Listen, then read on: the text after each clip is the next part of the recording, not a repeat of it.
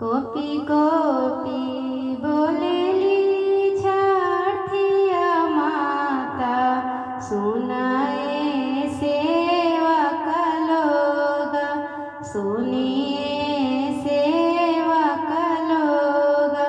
मोरा घाटे दुबिया उपज गईले, माँ करी बसेड़ा लेले, माँ करी बसेड़ा लेले।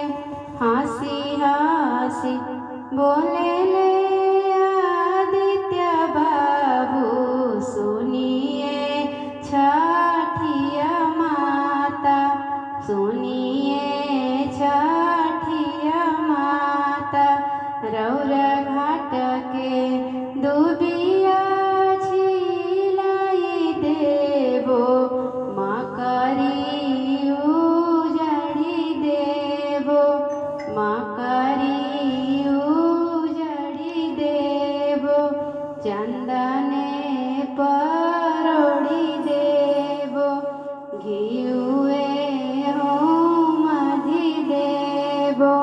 कोपी कोपी बोलेली छठिया माता, सुनिए सेवक लोग, सुनिए सेवक लोग।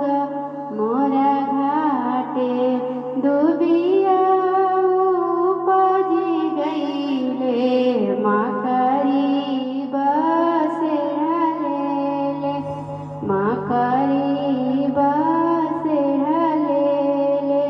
हंसी हंसी बोलेले आशीष बाबू, सुनिए छठिया माता, सुनिए छठिया माता। रौरा